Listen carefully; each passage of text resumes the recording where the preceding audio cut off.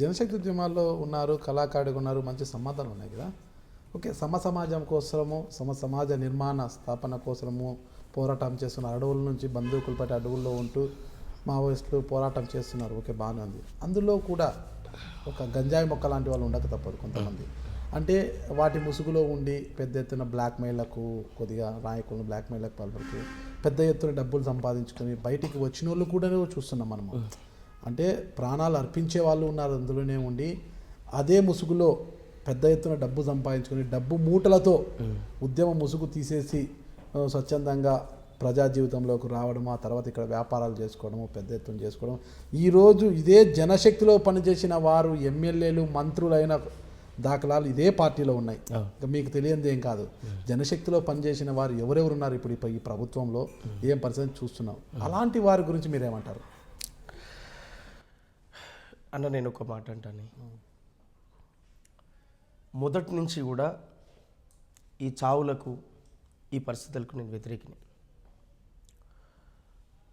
బూటకు encounter అది ఏ encounter అయినా, లేదా కోర్టుల మనవడెవడైనా పట్టించినా కూడా ఎన్కౌంటర్ కుటుంబం అయితే నాశనమైంది. అట్లా వీళ్ళు ఈ ఉద్యమాల పేరుతో వేల మంది కుటుంబాలు ఇలా బలైపోయినాయి. వీళ్ళు ఆనాడే కనుక సరైనటువంటి పందా నిర్ణయం తీసుకొని కనుక ఉంటే ఇంతమంది సచ్చేవాళ్ళు కాదు, ఇంతమంది సావులకు కారకులు కాదు.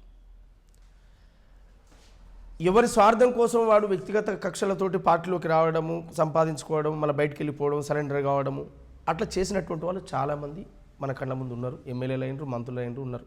అది వాస్తవం, అది మీరు చెప్తున్నది.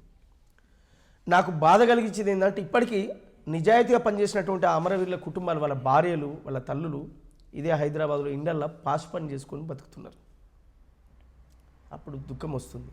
అంటే త్యాగం చేసిన వాడు ఏడ ఉన్నాడు, భోగాలు అనుభవించుకుంటా తిరిగినోడు ఏడున్నాడు.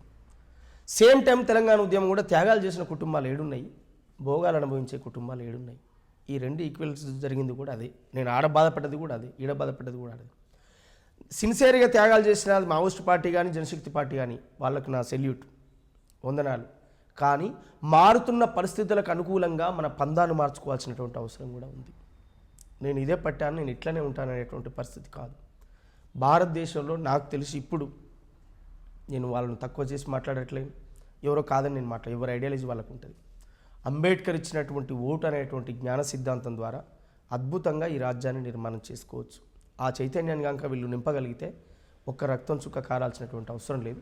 అది ఇప్పుడు ఆల్టర్నేట్ భవిష్యత్తు తరాలకు అదే చేయాలి, ఇంకోళ్ళు మనం చంపాల్సిన అవసరం లేదు, నాకున్న ఒపీనియన్. ఇక వాళ్ళ గురించి నేను కనుక ఆ చరిత్ర అది అవసరం లేదనుకుంటున్నాను. ఎందుకంటే నా జనశక్తి అనే కాదే, మావోయిస్ట్ పార్టీ కానీ ఎవరైనా కానీ గతంలో జరిగినటువంటి దోపిడీలు, హింసలు, మోసాలు, కుట్రలు, కుతంత్రాలతో అనేక మంది చనిపోయారు, చూసాం. వాళ్ళ అమరులైన వాళ్ళ త్యాగాలు వెలకట్టలేని. ఒక ప్రాణం చనిపోతామని తెలిసి యుద్ధం చేయడం అనేది మామూలు విషయం కాదు.